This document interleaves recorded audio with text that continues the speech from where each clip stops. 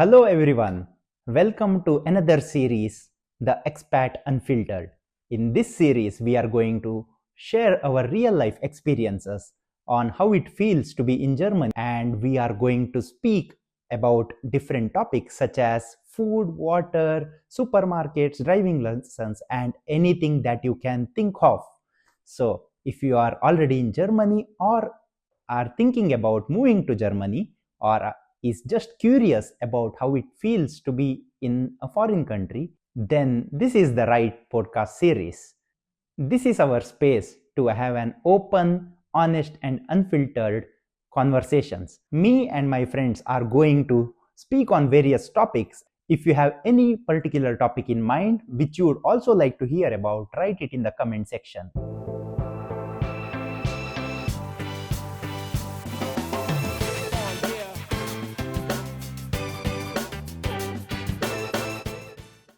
Today we are going to talk on a topic on which many might have struggled or are thinking about or have already gone through, that is, having a driving license in Germany. If you have moved recently to Germany, you probably would have already heard that it is not an easy process, and of course, it is an expensive one. It takes a lot of time and it's pretty stressful when one does their driving license. So, in this episode, me along with my friend Praveen Nadakarni, who both have recently done our driving license, are going to speak about what we went through, how was it for us, and what are the steps. Keep watching this episode since we are going to share our experiences, and not only that, we are also going to share what we have heard from many other people in our last 2 years. So, this will definitely help you and hopefully it makes your life a little bit easier. Also, if you have already cleared driving license, tell us in the comment sections what was your experience like and how was it for you, so that all of us can learn from each other and make our life altogether a little easier.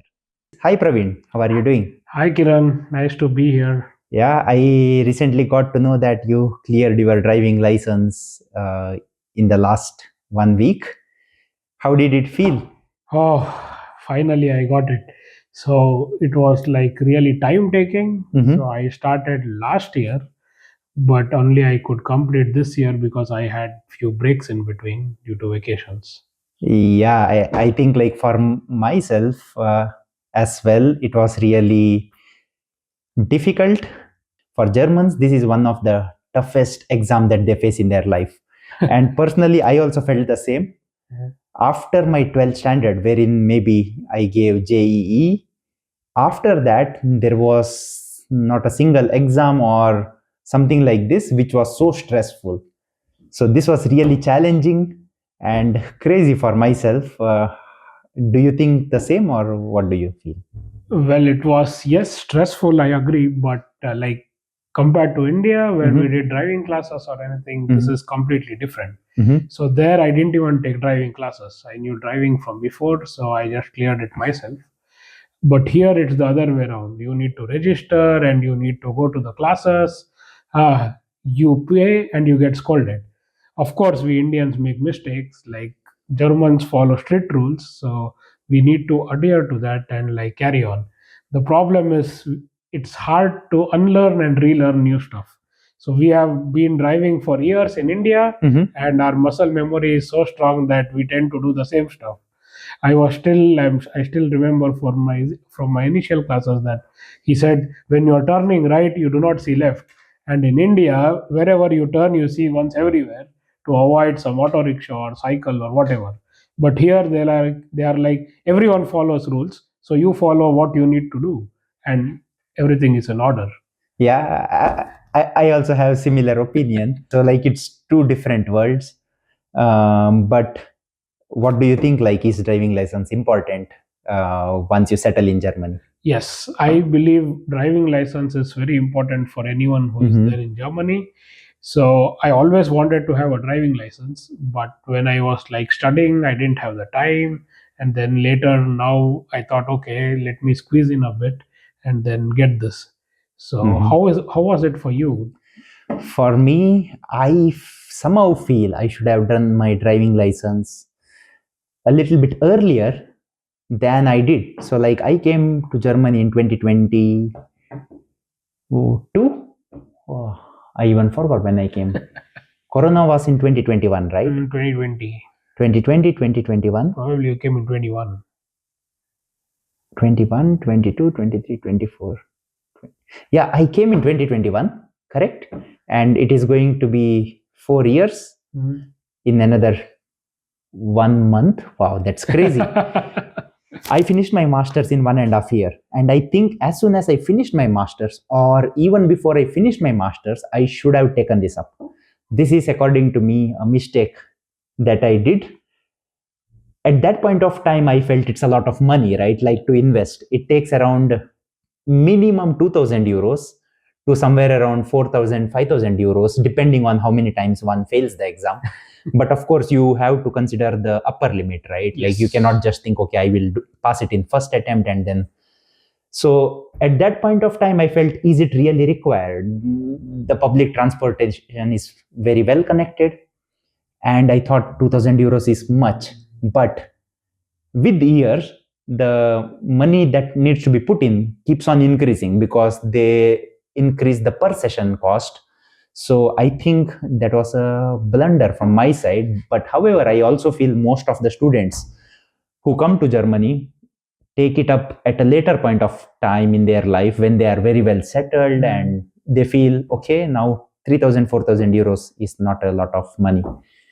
You are absolutely right. I still remember. So when I came to Germany, one of the seniors suggested in the initial sem you are like slightly free. So get your driving license done because you would need it later. For example, if you want to go to automotive companies, some ask for like the driving Correct. class or driving license, and sometimes it is also helpful for people who want to do part-time jobs. So if you have a license, you can also get some part-time jobs. Correct. If one wants to do. So there are advantages, and I was also told, but as like a typical thinker, I was like, that time we were new to Germany and everything was through blocked account, and I didn't want to shell out this extra money. So while being a student, it's a concern of time and money, and then slowly you start working or doing internships or something, then you get money, but you don't have the time. So I feel once you join job, then you have to squeeze in somehow like money and time, and then you need to get it. So at some point, I think it is very useful to have the driving license. Yeah, I think also the perspective of life changes once you have a driving license. It gives you additional dimension in life, and it gives you freedom. You can travel to any place that you want, wherein there is no regional transportation or public transportation. So this is something I really love. Yeah. If I want to go for trekking in Alps, then it's very hard to reach the same place with the public transportation. It takes 5 hours, but with the car from my place, it takes 1.5 hours, 1 hour. So like that's the crazy difference. So I think it's worth it to invest time and money. The sooner one does, the better it is.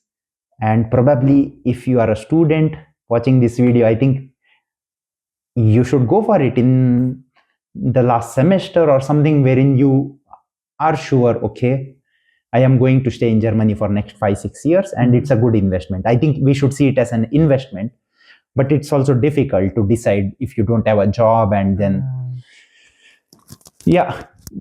So I think our viewers would be happy to listen to our experiences in this journey. Of course, this journey is like really difficult, right? Like we start at some point and then there are multiple steps. So maybe we take step by step. What was the first thing that you had to do? So for me, I tried to understand the process. So what was the best thing? I just like checked online what needs to be done. One critical step is like searching for a Fahrschule, meaning the driving school. But before that, you can also ready up few things and then go. For example, if you have a driving license from other nations, then you could get it translated, and you need this at some point because our driving license from India is valid, but you need to translate it and transcribe in like German, and then you can avoid theory driving classes. So this is one of the first steps I did, and I got it done through the ADAC center that is there.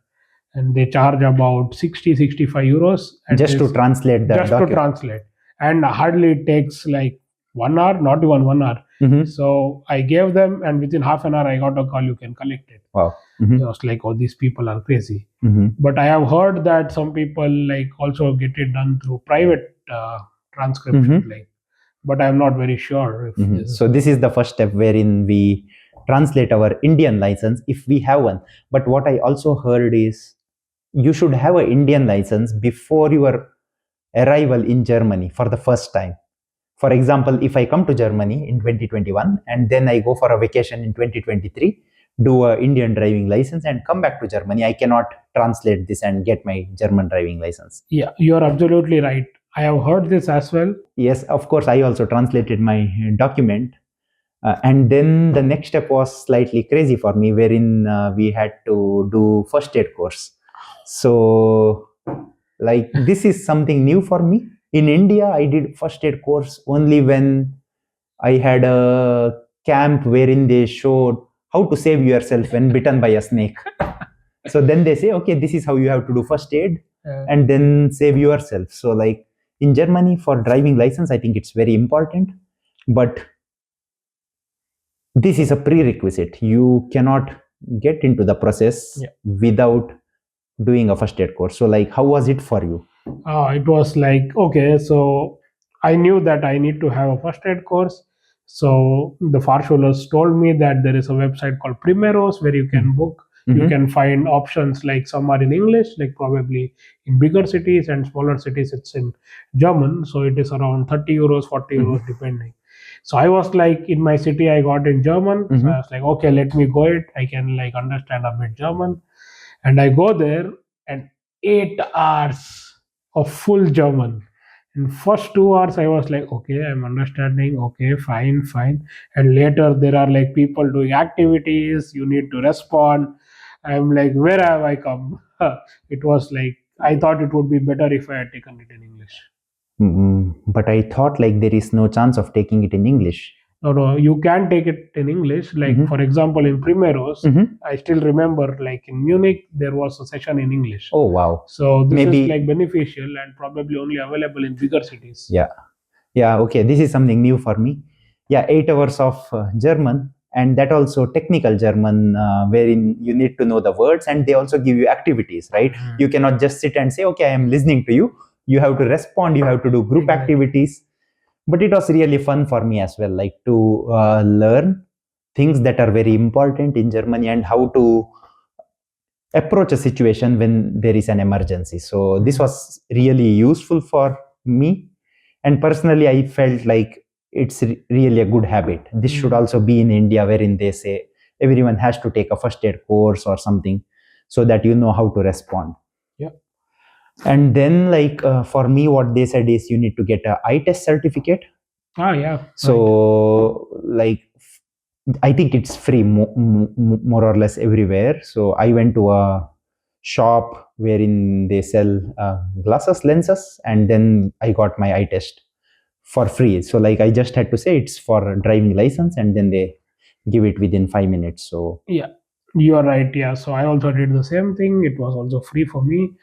But often when you go to a Farshula in the beginning and like just to inquire, they say we all do it in a combo, like the the eye test, the first aid course, and you need to have also photographs, like biometric photographs and stuff. So they are like, you pay us like 50 euros. We are organizing on a particular day. You can come here. We get it done at a single place. So this is also an option, but I would suggest, like, if you want to do it at your convenience, then you just book it online. And eye test is anyhow free.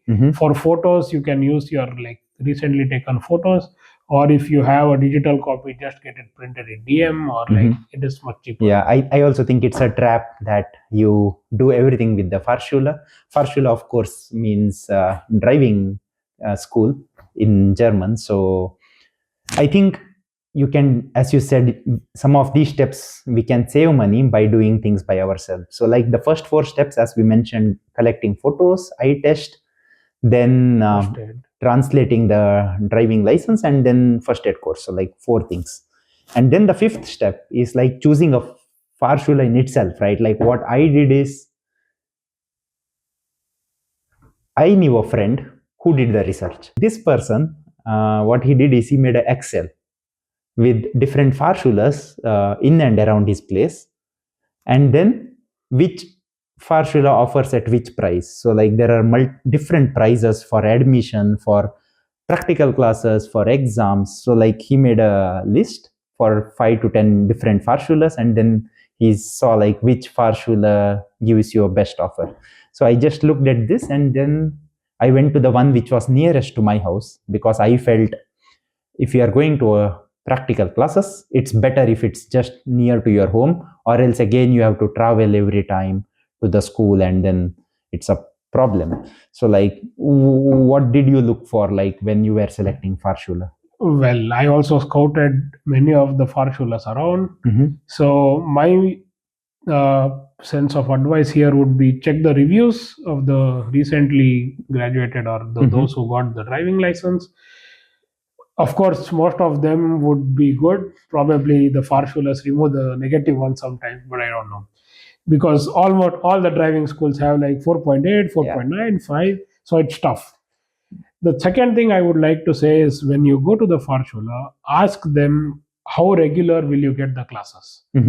Meaning like the availability of drivers. So for me, they would say 1 hour is sufficient per week, and then I get after 2 weeks. So the point is, I would say do it at the short, like get it like in like 6 weeks, do it continuously, and finish it off with your exams. When you have breaks, what happens is you lose the momentum. You need to take longer classes, like more classes, and the process goes on and on. So if you want to like get it done faster, this is an important question. So how many drivers do you have, and how frequently can I get a class? Because if you don't get this frequently, then I don't see it's a good like point to continue there. Yeah, this is also one of the suggestions that I got from my cousin who stays in Germany. He said like once you start it, try to finish it as soon as possible. If you get multiple classes in a week, I mean like of course the practical classes, then just take it and try to finish it off so that it's done, because it's also stressful, and if you continue this for a long time, then it gets probably a lot stressed. Also, like one more thing that I saw is like the cost per class.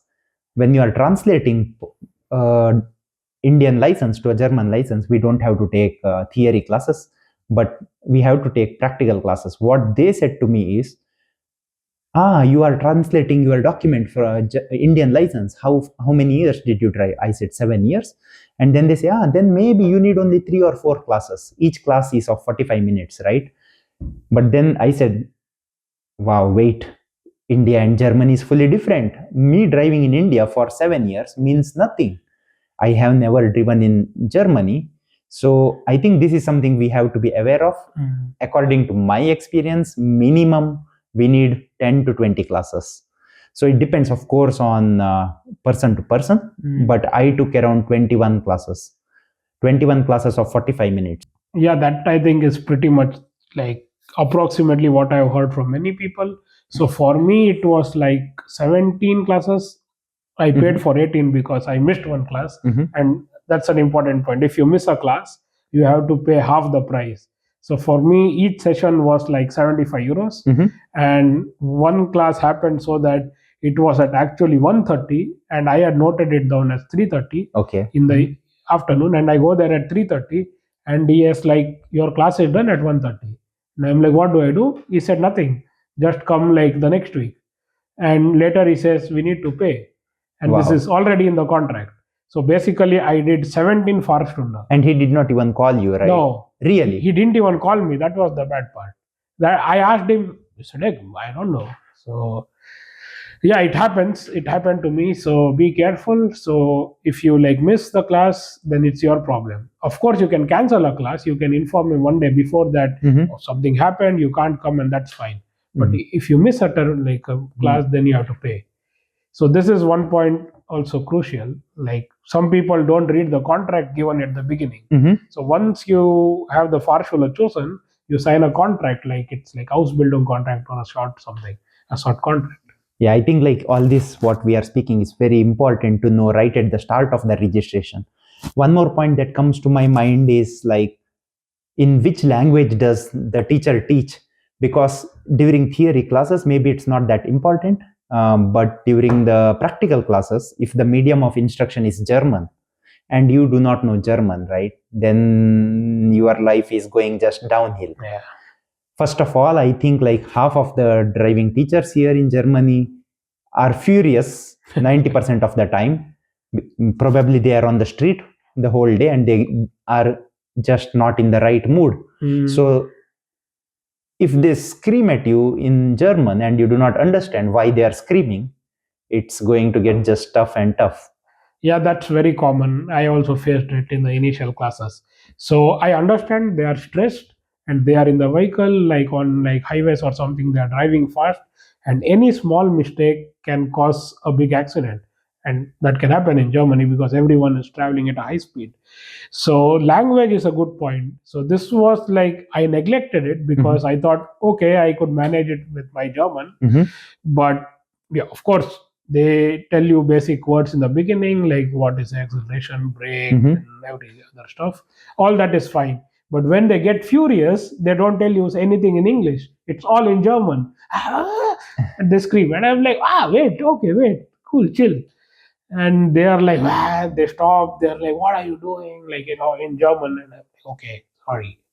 Happened. Mistake happened. But yeah. Yeah, I think it really gets out of hand and crazy. For me, like what I remember is in one of my classes wherein I had to drive a manual car, he suddenly started screaming at me and he said, Hakan, Hakan, Hakan. And then I was like, what is this word, Hakan, right? I never heard of it. And then I was still driving. I cannot listen to him and translate things. And then he suddenly lifted his leg, took his shoes and put it on the dashboard. And then he's showing me, this is Hakan, like the heel.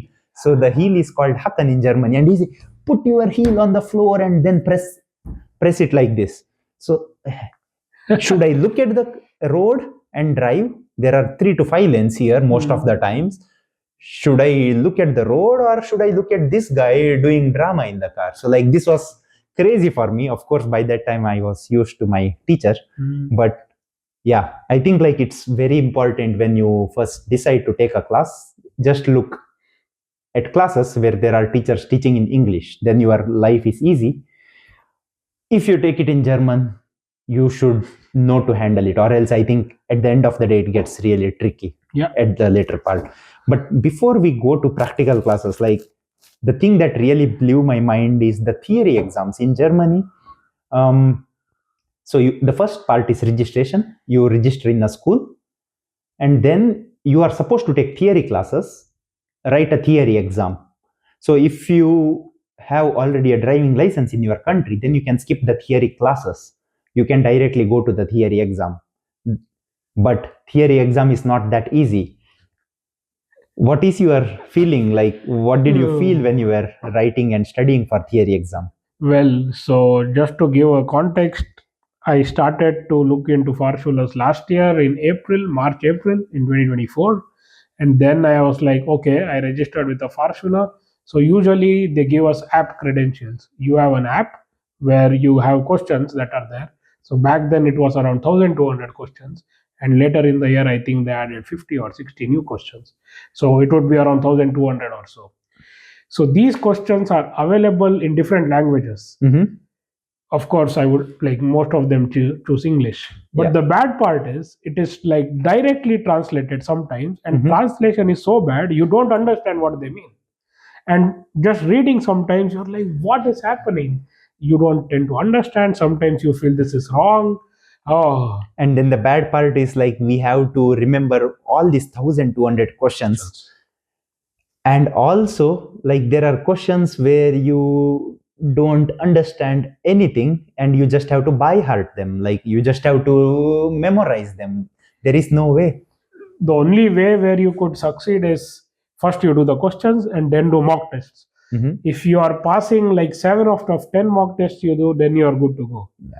Maybe for the viewers, it's important to say the format of the exam. Yeah. So 1 hour, you have 30 questions, and the total is 100 marks exam. So these 30 questions are like few are 4 mark, 3 mark, 2 marks, and 1 mark. And the passing is 90 marks. So the thing is, if you get 2 questions wrong, then you pass. Or like lesser, even 1. But if you get 3 questions wrong, you might fail or pass, because it can be 4-4-3, like 4 mark, 4 mark, 3 mark. Then it is 11, you like fail. So always getting these 3 questions wrong is like dangerous. So make sure that you don't make mistakes. And if you are in doubt, keep only 2 questions in doubt and try to answer everything as perfectly. Yeah, like the thing that I did is I just practiced day in, day out. I remembered my school days wherein like you study for so long, and the problem is not failing this exam. Like this exam costed how much? 40 euros or 30 euros? First, you get this app from the Yeah. driving school, and they charge like 30 euros, 40 euros, 60 euros. Usually on App Store, you get it for 10 euros. Correct. They are like, you need to take from us. Okay, you get it. Then the major hurdle I faced is, you are like, okay, 1200 questions, you have other things in life, and this goes on and on. And it was going like 1 month, 2 months, 3 months. And then I am like, okay, now I need to do it. So if you do it regularly, then you can finish it faster. Otherwise, I would suggest getting a partner, like do it together so that it is better. And if you fail once, then again you have to wait for another 2 weeks and study again same 1200 questions and then write the exam. So like this never ends. Yeah. So yeah, I think like this exam was crazy in itself. The questions were easy overall. I feel like if you study 1200 questions for 2 months, then you just know everything. And moreover, we come from India, wherein we are good at this, remembering stuff, learning stuff. So it's not a big issue in itself. But the main thing that one needs to know, according to me, is just practice, practice, practice, and just don't have overconfidence, thinking, okay, I have gone through the questions once. It's not enough. I think at least you have to go through all the questions 3 to 5 times. Yes, of course, you're right. Practice is the key. And sometimes don't overthink, because you go to the exam, everything is fine, and probably you think, no, this could be other way, this way. If you sometimes overthink, you might fail. So you never know. So actually, there are questions. Before question, there is also a theory booklet available, which covers the theory part before questions. So what I did is I just went through theory. Of course, you can't remember everything. Then questions are like a guideline. You just cover the questions as per different topics. But the key was practice tests. Even before exam, like 1 hour before exam, I was giving mock tests, because mock tests, at some point you feel you know all the questions, because the questions are same. You just finish in 10 minutes. So every 10 minutes I am taking a mock test, and when I passed like 7 or 9 exams out of 10, I am like, okay, I'm good to go. This was really tricky for me. At some point, I did not even have to see the questions. I just used to see the answers, and then, like that was crazy. At that point of time, I felt, okay, it's enough, right? Because I am just seeing the options and then not even looking at the questions and getting it right. So this was crazy. Yeah, clearing theory exam is not much challenge, but what comes after is a big challenge. When did I start? The whole process, I started registrations in April 2024, and then I gave my theory exam end of June, and then I started my practical classes in the first week of August, and I had chosen B197. So like this is something that our viewers probably do not know. So like there are 3 different types of car licenses that one can do. So like B class is for the cars, and then you can either learn automatic, you can learn manual, and then there is B197. What this means is like you learn in automatic, and then you have learn also 10 classes of 45 minutes in manual, and finally you give exam in an automatic car. So like during an exam, then it's less stressful to give the exam in an automatic car. You don't have to worry about shifting the gears and so, things like that. So I think they introduced this recently. It was not available 2 or 3 years before, this concept of P197. That's good to know. So like I decided I go with B197 because then you give the exam in an automatic car. You don't have to worry about it. And then all I remember is starting my first class. My lecturer was teaching in German. On the first day, he gave me the manual car and asked me to drive. I had never driven in Europe. Like I have no clue how the layout of the roads look like. He just gave me the keys and he thought maybe I am driving since 100 years in Germany or something like that.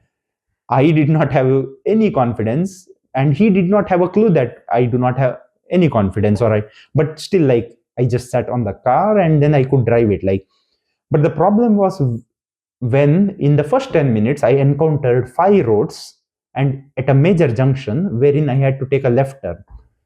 And when you have to take a left turn, there are 2 or 3 different lanes which allow you to take the left turn. However, you have to maintain the same lane. I have never seen this in my life, and I started to go in another lane. And this teacher got furious. He did not even take few minutes at the start of the class to ask me like what is my experience or anything. This is how it began. It was crazy. I think like there was no issues in driving the car itself. It was getting used to the surroundings or the conditions of Germany.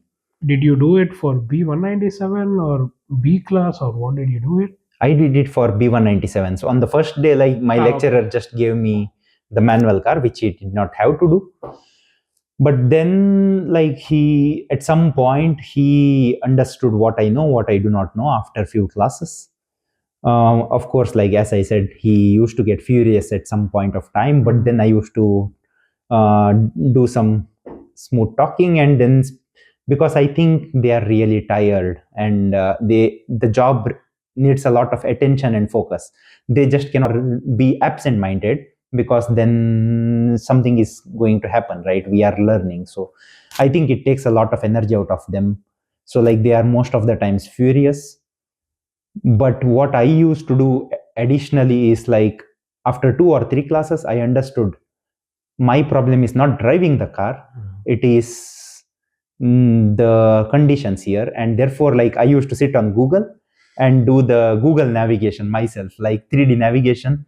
I used to just sit and look at the map in my area and then use this. Like I did it for a week or two. Every day I just used to look at different map satellite views, look at how the roads are, and this is how I try to improve in a short period of time. Yeah, this is critical. So, most of them, at least in India, they don't follow lane discipline, and this is very strictly followed here. The second thing is looking at the boards. There are hundreds of boards on both the sides of the road. So, first you need to adhere to the speed limits. Then you need to see, like, sometimes speed limits are like indirectly said based on a city starts or city ends. So you need to see those yellow boards that say that. And sometimes there is pedestrian way where you need to go like below 5 or 7. So there are critical things like this. And then sometimes you see the board but wonder what is it. Yeah. It also happened to me at one signal. So there is all red and there is one green arrow mark with just printed on that. And I know that this is something that I have seen, but he's like, see and then go. And I'm like, what is it? It's red. So he said that yes, it is red, but you can see for 3 seconds on both the sides and then you can go, because otherwise the people from behind honk. So there are critical points like this which we are not aware. So basically, I think it takes time. Yeah. And for this, you need practice. Yeah, the one of the craziest things, like forget the lanes that I said. As you said, there are hundreds of road signals, signboards. Wow, like I never thought in my life these many boards exist. And the interesting part is there are boards in every nook and corner. You cannot go to a remote location and not find a board. More than the number of humans, there are boards, I feel. In the first 3 years, when I came to Germany, when I did not even think of driving a car, I never saw these boards on the road. But now on the same street, I see like 15 signboards. I look at a road, then there are 15 signboards. and you cannot miss any of these when driving. Exactly. Now we are more conscious. Like now we have done all this like course, and now there are X number of boards. So few boards are really scary. For example, on paper prohibited zone board, and while driving what is it, and suddenly I missed once, and the driver like just braked and said that's a no entry zone. I was like, yes, I know, but suddenly it didn't flash to me. So and he scolded me. So this happens. Don't be disheartened if you get scolded, because yes, they only want you to do best. Yeah. And sometimes we feel we are paying a lot, we are spending so much time.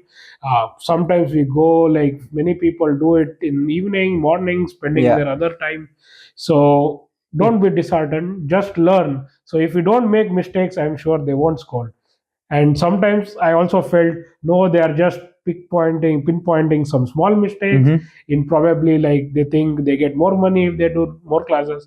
But the fact I see is they have enough people in demand. So if I am not there, there are hundreds of people waiting for a class. So I think we should like learn from the mistakes or whatever they give as input, and use this feedback to like develop.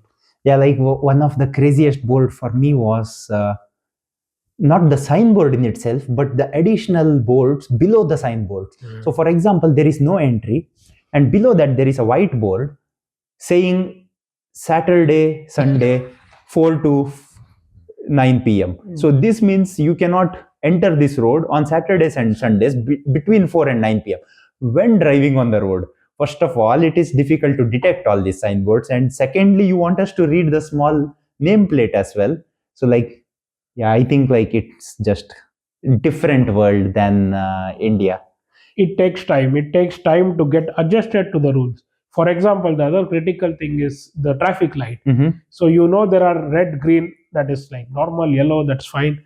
But if the traffic light is fully circle, like you get the full circle or like full light, that is a different meaning. And you have like a file, like an arrow, it's a different meaning. So when there is full light, like a full ball, like a light, then it is like if the oncoming traffic has priority, and if you want to turn a left, you need to allow them. But when you have a file, usually the others have red and you have the priority, you go direct. Yeah, like this priority rules is something I think if we speak, then our audience who are watching this will get crazy and probably think what is happening in Germany. So yeah, like, but the difficult part was not the classes. At some point, I felt like, okay, now I can drive anywhere. But that came only with a lot of hard work. At the end of the day, like I used to look at all these maps myself, used to drive the car, and then also think about what are the mistakes that I did, used to note this down. And then came the exam day. So like this is the final step in the driving license journey, wherein you have to give an exam. So for the examination, there are three different parts. Like the first part wherein they ask you few theory questions, and then the second part is wherein they ask you to do some parking maneuvers or standard maneuvers, and then the third part is you have to drive for 40 minutes, 40 to 55 minutes. So like, yeah, this experience was the most stressful experience for me. So what did you feel like? How did you prepare for your practical exam, since you finished it just last week? I think, yeah, you are the right person to start with. So the German driving license is very transparent. So every guy from TÜV or DEKRA gets a tablet, and they have something called The examiner, right? examiner. So they get something called as elektronische Prüfung, so EPP, and this is the protocol. And the thing is, yes, as you said, there are questions of like theory asked before you step into the car. So they might ask like turn on some of the lights, and turn like what is the minimum depth of thread that is required in the wheel, or where are the reflectors, and something like this. For me, like, just to stop here, I was so stressed during my first examination, and he asked me to switch on the headlamps, and I just could not find the switch. It took me 2 minutes, and both of them, my teacher and my examiner, both of them were looking at me and like, What will You drove for 7 years, so and you are not able to find the. I think like at the end of the day, it was just because of stress. And then I failed my first examination, and then in my second examination, of course, there are only theory questions, and always these are standard questions, right? The examiner asked me where the reflectors are. I can even wake up from my sleep and show where the reflectors of the car are. But that day, because of stress, I am just showing him the brake lights, and the examiner said, "Okay, we forget it. Let's drive the car." So, like, I think it gets really stressful, and then when we are stressed, we start doing funny things. The other thing during exam is that you need to be as calm as possible. Mm-hmm. So you can get stressed at any point, like for questions or when the Mm-hmm. examiner sits and gives directions. So, like, I had good friends who said, be calm and just drive as a normal day. So if you are used to doing a 90-minute session, the exam is only 45 minutes. So I would say the exam is like much simpler than your Mm-hmm. normal usual classes, and then it also finishes fast because it's 45 minutes. Only thing is, don't worry too much, like, am I doing correct or not, or how much time is left. Mm-hmm. So this thing, if you keep looking at something, then if you miss one board, then it's gone, Yeah. because they would be very conscious as to what this guy is doing, and you miss a speed board and then you're going slow or fast, and they're like, no, you're done. For me, like, I think this was the point wherein I failed my first exam. So what happened is, during our regular classes, I used to do a lot of things, right? I used to look at different signboards. There are also areas wherein you cannot drive faster than 7 km/h. And I thought, I made an assumption that we have to drive in every scenario in 45 minutes. And what happened on the first attempt is that he started to take me in the zones wherein I have to drive at 30 km/h. And after some time, I realized I did not get any right before left. So, like, for all the viewers, the right before left is a concept wherein you have to allow the people coming from the right before you drive. So, like, they get the priority. And what happened was, in my mind, I was like, did I do something wrong? Why did not I get this scenario? Why did I not get this scenario? Maybe I did something wrong. And then for 2 seconds, I was thinking this and missed the signboard.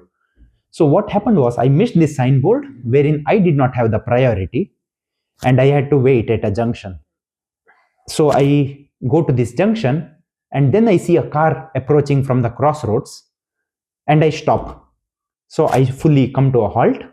The other car also comes to a halt, and then the guy in the car shows me, switches on his headlights and asks me to go. So, like, this is a sign saying that you can proceed.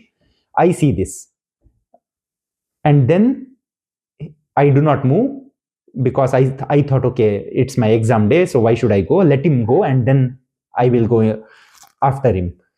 And then he shows me with his hand that go on. So, like, after I see his hand signal, so I just take the left turn and go. As soon as I go, my teacher says, you have failed. So I get furious. I was like, why did I fail? Why did I fail? And then they do not say anything. Then they say, okay, your exam has ended. I go back, drop my examiner at his office. Then we come back, and then my teacher asks, why did you go in that intersection? And then I say, hey, he asked me to show the he showed me the hand signal, and he also gave me the lights. So I just went. And then the teacher says, oh, why are you saying this now? You should have said this long before, like, then you would not have failed the examination. So what actually happened was, there was a signboard which I failed to see, but when the other car shows you by hand that you can pass, then of course we can go, because it was a small intersection. What human says at the end of the day, it's final. So I would not have failed the examination then and there. So the learning for me was, like, always you have to speak what you are thinking, and then there is a chance of not failing. So, like, this was my learning in the first attempt. And the problem for me was, it's the language again, right? Like, they both are speaking in German, and it's very difficult sometimes to converse in German at that in a stressful situation. And also the teacher and the examiner, both of them did not see the hand signals because they were the examiner was sitting in the back seat and they both were speaking to each other, so they did not see what exactly happened in that. So I think we have to speak more with the examiner and the teacher when something happens and give an explanation as why we did what we did. Yeah, you're right. I think you should also question when they said you have failed. Probably when you have started a conversation there, then probably it could have been like, he told me like this, and then you go on. But once you are like, they say you are failed and it's marked in the tablet, then they don't change anything. So it's done. So sometimes you need to speak out and defend for yourself. Probably then you pass. Yeah. So in the second attempt, I did this, and then there was a small situation wherein I could actually travel, but there was a bicycle coming, but he had a lot of distance. And then I said, okay, I saw the bicycle. He had a lot of distance to cover. He did not brake, so I did not stop his flow or something. And then like they said, it's a small thing, so we pass you. If I did not speak, maybe they could have also failed me. That's my feeling. But one thing that I would like to tell the viewers is a lot of people give multiple attempts in the practical exam, but no one says how many times they have failed, right? So like if you are someone new doing a driving license, you should never think that it's bad to fail. Of course, like it costs a lot of money and effort. Again, like every attempt that you fail, you have to spend 600 more euros usually for the next attempt, and also you get stressed out even more. But it's normal. Like at the end of the day, I know my friends who failed 3 or 4 times. I know a friend who failed because he just did not take his passport to the examination day. Like even before his exam started, he failed. And I know another guy who did not wear spectacles on the day of the exam. And they said, okay, in your document it is written you wear spectacles. Where is it? And then they just failed him, like even before driving. So these are even more frustrating things that one does. So I think like it's not really a bad thing, but once you start something, I think you should finish it off as soon as possible. That means if you fail once, then give the next attempt as soon as possible, and then give exam until you finish it as soon as possible. Absolutely right. So get your driving license as soon as possible and cruise through Europe, because driving is fun and driving through Europe is even more fun. So yes, I'm also waiting for my next road trips and around. So let's see. Did you already drive somewhere? When did you get your driving license? Was it last week? So yes, recently I finished, yes, on 11th I finished my exam. They gave me the driving license, and then I was like, okay, I met my owner and he's like, come, let's go for a ride. So that day I drove again in the evening, and after that I was like, I want to try out this rental apps and stuff. So we have the offering from the start work. So I just registered with them and then rented the car one day to drive to my friend's birthday party. And it was night, and I, being dumb that day, I just sat in the car and the LEDs were on. So I thought those were the headlights. Then I take the car out, and after driving like 2 kilometers, a car from behind just dips and dims. And I am like, is this police? You see, they are not police. And then I'm like, am I doing something wrong? I'm like, no, I'm new, I'm doing all fine. Then I move. Then I realized that I have not turned the main headlight that I had to do. Okay. Because sometimes these LEDs are so powerful, you might be misled. Often, what happens in the Fahrschule or while learning is it is in auto mode. Correct. And in exam, they ask you to do different kinds of lights, so you know what it is. But when you take out, and if you miss something, then it is not good while driving. So there are a lot more things you learn when you take out cars and go like solo or go with friends. So this doesn't end, and committing mistakes doesn't end in Fahrschule. So you often keep doing it. So get a good insurance and be prepared for everything. But the mistake should not be huge blunders. As long it's small, minor things, as long as the basics are strong, I think it's a good thing. Of course, like I also already drove more than 1,000 kilometers now. It's fun to drive in Germany. In winters, it gets tricky. There are new scenarios wherein you still haven't faced it. Like one time when I was driving to Alps, there was fog at the night, and then it was skidding because of the ice formation on the roads in the morning. So like it was really, really tricky. And this is the first time I am facing such a situation. Of course, the learnings, as you said, keep on happening, and after maybe 4 or 5 years, you get used to all the scenarios. Yeah, but I think it's really fun to drive in Germany. I still wish, had I done it a little early, it would have been still nicer. Like, also one more thing I feel is like if someone is coming to Germany on a work visa, or if someone is coming to Germany on a dependent visa, I think these people should do it in the first 6 months, because when you come to Germany in for the first time, you can drive a car for the first 6 months with your Indian visa, so you don't have to do anything, right? So if you start learning driving in the first 6 months, you have an advantage of not going to driving classes, and then drive on the roads. Of course, you should have someone who knows Germany and not drive on your own and then not know any rules. It's really not advisable, according to me. Always have someone who knows, or you can also start going to driving classes, and then after few classes, once you are used to the scenarios, then of course you can drive on your own. So like it's not so hard as well at the end of the day. So like this is something that I think people should do to save a lot of money.